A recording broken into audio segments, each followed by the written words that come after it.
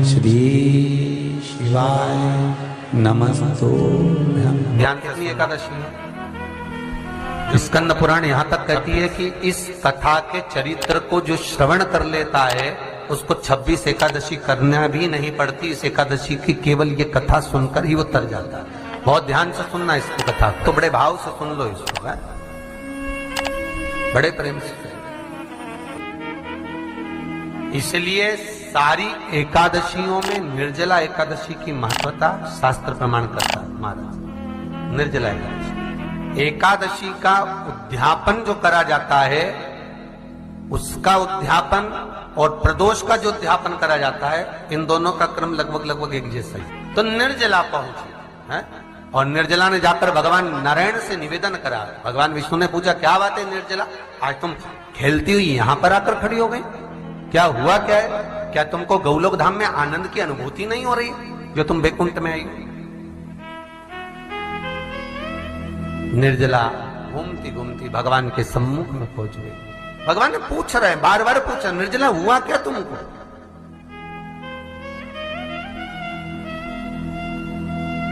ए निर्जला, ए एकादशी, हुआ क्या है तुमको? क्या कारण है तुम्हारे यहां आने का, बैकुंठ पहुंचने का? बहुत ध्यान देना महाराज। शास्त्र कहता है सोमवार, मंगलवार, बुधवार, गुरुवार, शुक्रवार, शनिवार, ये देवता वो देवता सबके व्रत कर लो, सारे व्रत कर लो, पर ये व्रत आपको परमात्मा के धाम तक लेकर नहीं जा सकते, क्योंकि इनका जो पुण्य है वो मृत्यु लोक में आप थोड़ा सा भी व्रत करते हैं तो पुण्य समाप्त हो जाता है। पर हिंदू धर्म के 3 व्रत ऐसे बता दिए जिन व्रतों का पुण्य समाप्त नहीं हुआ।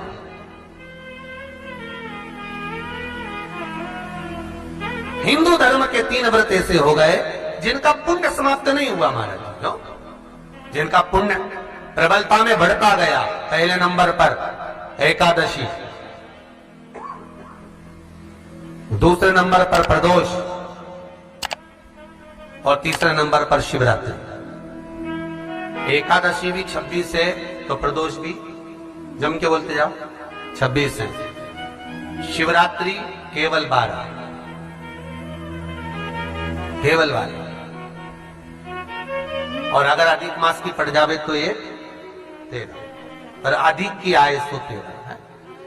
तो यहां शास्त्र कह रहा है कि 3 व्रत हमारे यहाँ जिनका पुण्य समाप्त नहीं हुआ, जिनका पुण्य प्रबल हुआ, बड़ा। इसलिए आज भी माता एकादशी का व्रत करती है, और एकादशी का व्रत कर कर अगर कोई जीवात्मा को देते हैं, कोई मर भी गया तो उसको एकादशी का दान देते हैं। एकादशी का उसको दान दिया है। महाराज निर्जला खड़ी है, पूछा क्यों आई हो, क्या कारण?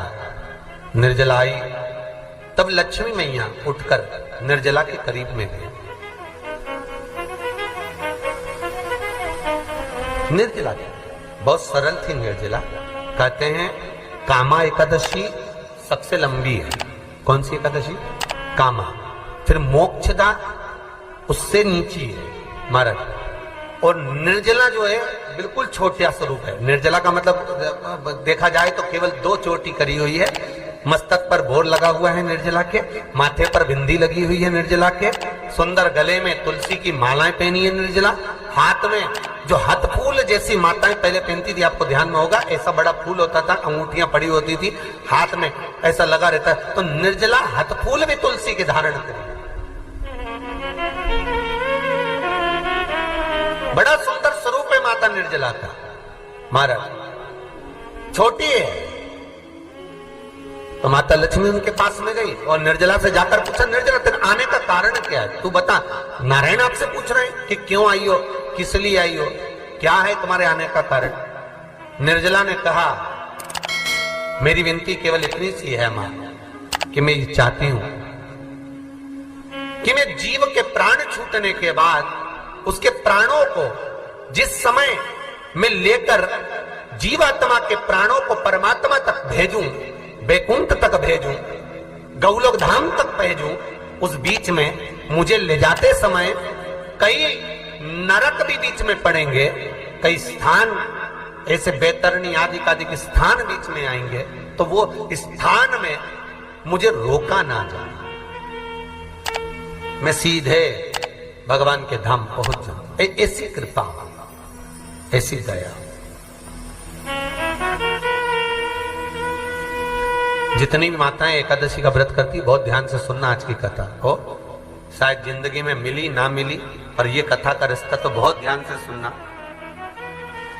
स्कंद पुराण यहां तक कहती है कि इस कथा के चरित्र को जो श्रवण कर लेता है उसको 26 एकादशी करना भी नहीं पड़ती। इस एकादशी की केवल ये कथा सुनकर ही वो तर जाता है। बहुत ध्यान से सुनना इसको, कथा को। सबसे पहला नियम एकादशी व्रत का, सबसे पहला नियम है कि आप जिस दिन व्रत करो उसके एक दिन पहले भक्ति का संचार इस हृदय में करो। भक्ति का संचार इस हृदय में कर लीजिए। जिस दिन आप व्रत करो, जैसे एकादशी का व्रत कर रहे हो तो दशमी के दिन शाम का समय जब आवे, रात्रि जब होने लगे, शाम का समय आवे और रात्रि का आप जब भोजन ग्रहण करो तो उस भोजन में कोई ऐसा पदार्थ ग्रहण मत करिए जिस पदार्थ के कारण आपकी एकादशी बिगड़ जाए। कोई बेकार भोजन में ग्रहण नहीं करना, श्रेष्ठ भोजन ग्रहण करिए दशमी। और एकादशी का दूसरा नियम बहुत ध्यान से सुनिएगा। जिस दिन आपकी एकादशी का व्रत हो उस दिन प्रयास करिएगा कि अपने हाथ से किसी भी वृक्ष की कोई पत्ती टूटे ना। अपने हाथ से किसी भी वृक्ष की, पौधे की, किसी भी वृक्ष की पत्ती अपने हाथ से ना टूटे। बहुत ध्यान दीजिएगा महाराज। एकादशी का ये दूसरा नियम है कि अपने हाथ से किसी पौधे की, किसी वृक्ष की, किसी डाली की कोई पत्ती टूटे ना, कोई पत्ती ना टूटे, इसका प्रयास करिए।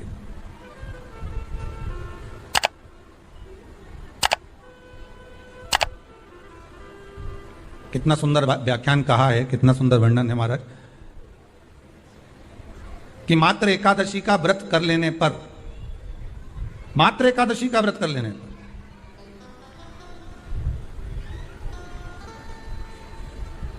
जो पूर्व में किया गया हमारा पाप कर्म है, हमने किसी जीव की हत्या करी है, हमने किसी को कष्ट प्रदान करा है, हमने किसी को अपशब्द कहा है, हमने किसी को ताने दिए, हमने किसी को आड़ा टेढ़ा कहा है, हमने किसी को गालियां दे दी है, मात्र एकादशी का व्रत ही कर लेने पर ये सारे जो दोष हैं वो समाप्त हो जाते हैं। सारे दोष हमारे समाप्ति पर आ जाते हैं।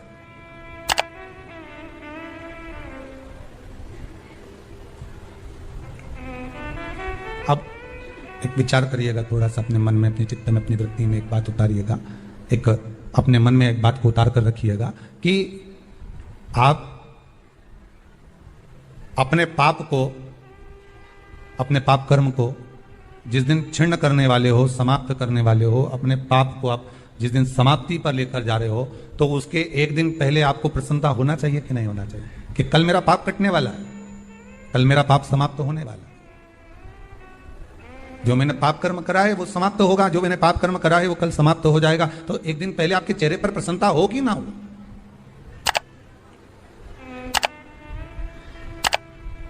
और चेहरे पर वो प्रसन्नता आपके आना चाहिए कि कल मेरा एकादशी का व्रत है, आज दशमी है, कल एकादशी का व्रत है, तो कल मेरी जब एकादशी का व्रत रहेगा तो मेरा ना जाने कितना कितना पाप, कितना कितना असत्य, कितना कितना झूठ, कितना कितना प्रपंच वो समाप्त हो जाएगा। इसमें मुझे प्रसन्नता हो, इसमें मुझे आनंद था।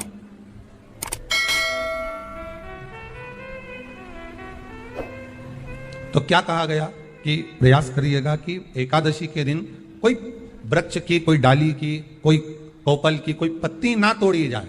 क्यों?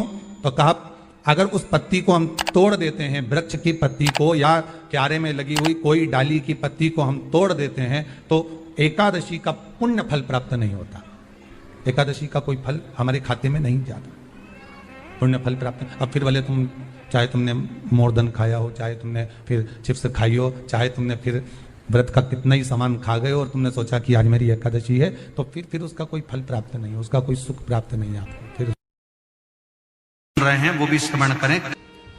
एकादशी के दिन बन सके एक बेलपत्र, उस बेलपत्र के मध्य भाग में बीच वाली पत्ती पर लाल चंदन और दोनों पत्तियों पर पीला चंदन, नीचे वाली दोनों पत्तियों पर पीला चंदन, बीच वाली पत्ती पर लाल चंदन और दोनों पत्तियों पर पीला चंदन। और इसी बेलपत्र के साथ में जो लाल चंदन वाला जो पत्ती है उस पर एक श्वेत पुष्प, सफेद फूल रखकर आप अपनी कामना कर कर, जब आपको जल चढ़ाते चढ़ाते 3 महीना, 4 महीना, 5 महीना, 6 महीना आपके हो जाए और बाबा देव अधिदेव महादेव को जल चढ़ाते चढ़ाते समय बीत जाए, तब बाबा से अपने दिल की बात कहने के लिए लाल चंदन, सफेद पुष्प, पीला चंदन दोनों पत्तियों पर अपने हाथ में लेकर कामना कर कर अशोक सुंदरी वाली जगह पर जब हम उसको समर्पित कर, अशोक सुंदरी वाली जगह पर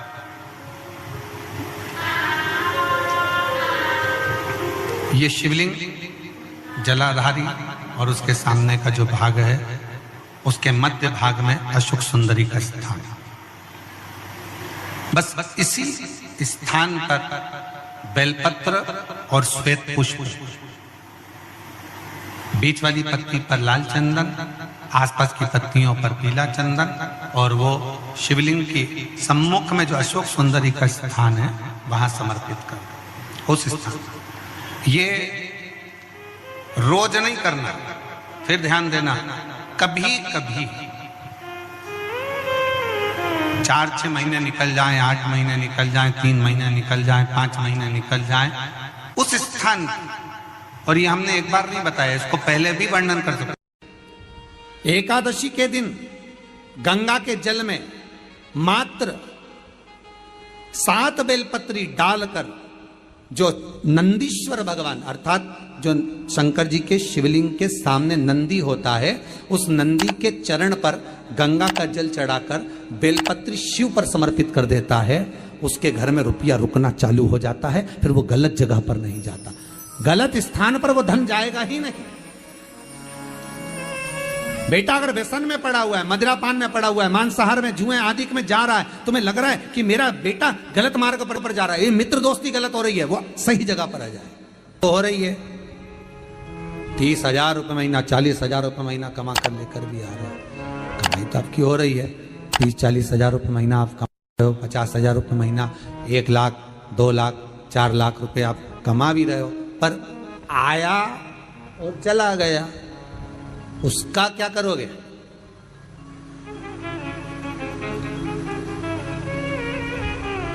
उसका करना क्या है? बहुत सुंदर संवाद है, ध्यान दीजिएगा। जिसके घर में कमाने वाले 2-4 हैं, पैसा तो आ रहा है और घर में टिक नहीं रहा, डॉक्टर में, पुलिस में, एक्सीडेंट आदि में, कहीं गलत जगह पर, व्यसन में अगर पैसा जा रहा है, जुए में, मांसाहार, मदिरा पान, या कहीं आया पैसा, पैसा आने में कमी नहीं, आ रहा है पर टिक नहीं रहा, रुक नहीं रहा, कोई मांगने आ गया, दे दिया, फिर वहां से अपने पास नहीं आ रहा, अपन कह रहे हैं भैया हमारा पैसा लौटा दो, नहीं आ रहा।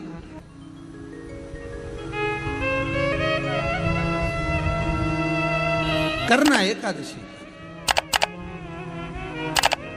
कई लोग इसको धन के लिए भी करते हैं, संपदा के लिए, संपदा के लिए अर्थात जिसका व्यापार नहीं चलता, जिसके घर में पैसा नहीं आता, या नौकरी नहीं लग रही, या सर्विस नहीं लग रही, आप अप्लाई कर रहे हो, जगह जगह जाकर इंटरव्यू भी दे रहे हो और पैसा नहीं आ, तो उसके लिए भी प्रयास किया जाता है। पर उसके लिए यहाँ पर जो धन के लिए करते हैं, उसके लिए विष्णुपदी के लिए करते हैं। मतलब जैसे गंगा के जल में तुलसी के 11 पत्ते डाले जाते हैं। कितने पत्ते डालते हैं? 11 तुलसी के पत्ते डालते हैं, और उसको किसी भी नारायण के मंदिर में, राम कृष्ण शिव, शंकर नहीं, राम कृष्ण भगवान विष्णु, दत्त आदि जितने नारायण के मंदिर हैं, उस मंदिर में किसी भी पात्र में, एक छोटे से पात्र में उसको भरकर रखी आते हैं महाराज, उससे भी जॉब, सर्विस, नौकरी में सफलता प्राप्त हो जाती है। परंतु वो भी एकादशी को ही होता है। कुछ देर तक पात्र को रखा जाता है, फिर वही पात्र का जल किसी भी वृक्ष के नीचे डाल दिया जाता है, उससे भी नौकरी के लिए फायदा मिलता है। गंगा का जल कोई साधारण नहीं। पैसा, धन ज्यादा आने लगे तो पत्नी को कहना चाहिए कि देखो थोड़ा बहुत मेरा मन है, शिव महापुराण की कथा हो जाए या फिर कहीं सत्कर्म में लग जाए, कहीं ब्राह्मण भोज, साधु भोज, सन्यासी भोज, गुरु जन में, संत जन में, साधु जन में, तपस्वी जन में कहीं लग जाए। ये धर्म पत्नी, जहां धर्म जुड़ा हुआ हो वो धर्म पत्नी। महाराज,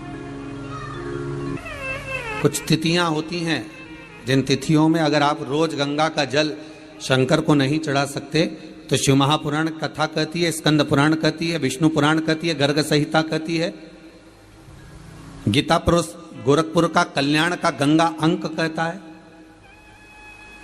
कि कुछ तिथियां भारत की भूमि पर ऐसी वर्णित है जिन तिथियों में भी गंगा का जल हम शिव को अगर एक बूंद भी समर्पित कर रहे हैं, गंगा का जल मात्र एक आधी चम्मच भी, आचमन जितना भी अगर हम शिव को समर्पित कर रहे हैं तो उसका सुख आनंदित है। जैसे पंचमी तिथि, नवमी तिथि, दशमी तिथि, एकादशी, प्रदोष, पूर्णिमा, अमावस्या, ये तिथियां हमारे यहाँ जो दी गई हैं, इन तिथियों में अगर हम गंगा का मात्र थोड़ा सा जल भी अगर जल के पात्र में डालकर गंगा जी का जल थोड़ा सा भी शिव के पास लेकर जा रहे हैं तो ये एक भाव अपने भीतर होना चाहिए कि आप केवल गंगा का जल साधारण शिव मंदिर में समर्पित नहीं कर रहे हो, आप गंगा का जल भले अपने घर से लेकर जा रहे हो और थोड़ा सा भी जल ले जाकर अगर शिव को समर्पित कर रहे हो तो तुम्हारे भीतर ये भाव होना चाहिए कि मैं गंगोत्री से जल भरकर सीधे रामेश्वर में ले जाकर गंगा के जल को समर्पित कर रही हूं। श्रावण के महीने में या अन्य महीने में आप शिव को समर्पित कर रहे हैं, ये आपके भीतर एक भाव उत्पन्न होना चाहिए। एक बात आपको कही थी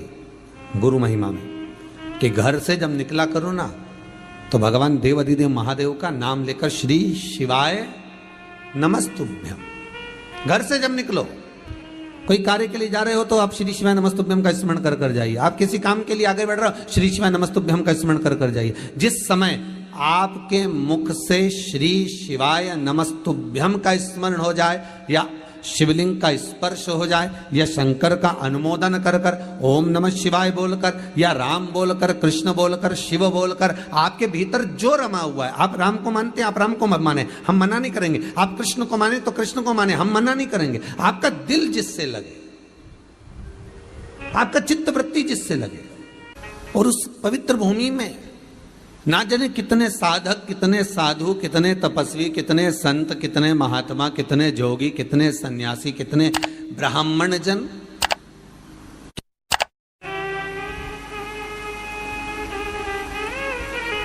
पवित्र भूमि,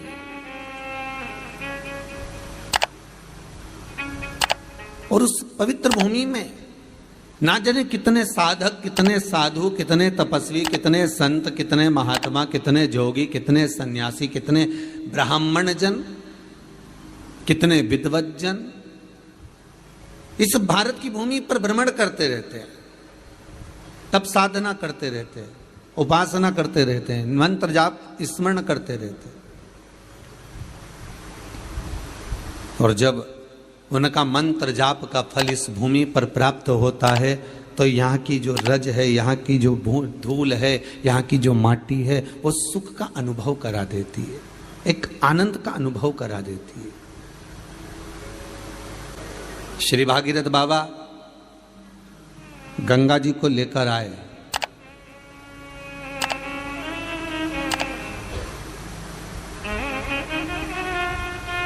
भागीरथ बाबा तो गंगा जी को लेकर आए 60,000 काकाओं के उद्धार के लिए, और वो गंगा भी बहती हुई गौमुख से लेकर चलते चलते चलते चलते वो गंगा भी कलकत्ता तक जब पहुंची है, गंगा सागर तक जब पहुंची है तो उसके घाट पर, उसके तट पर, गंगा महारानी के किनारे पर जितने भक्त, जितने साधु, जितने सन्यासी, जितने साधक, जितने उपासक, जितने जीव रह रहे हैं, ये गंगा उनका कल्याण कर रही है। और जो उसकी शरणागति में जा रहा है, गंगा उसका उद्धार कर रही है। गंगा किसको संवारती है?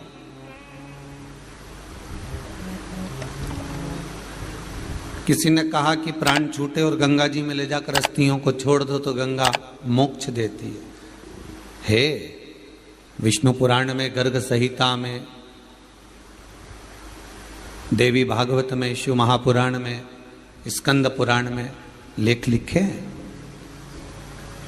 कि गंगा जी ने शंकर जी से वर मांगा था कि मेरे जल में जब तक जीव की अस्थियां पड़ी रहेंगी तब तक वो जीवात्मा वैकुंठ का भोग भोगेगी।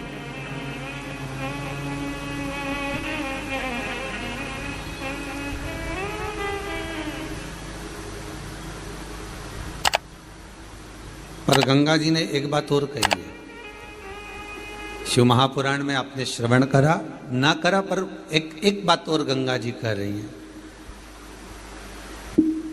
कि मैं तार दूंगी, मैं पापी से पापी जीव का उद्धार कर दूंगी, मना नहीं है। वैसे भी तो भारत की भूमि तो पावन पावन नदियां सारी की सारी जितनी भी हैं ये भारत की भूमि पर है,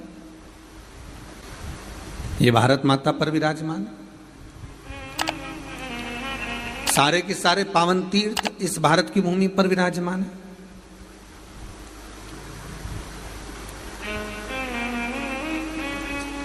पुण्यमय नदियां, पुण्यमय तीर्थ, पुण्यमय तालाब, सरोवर जितने भी हैं ये सब इस भारत की भूमि पर हैं। गंगोत्री में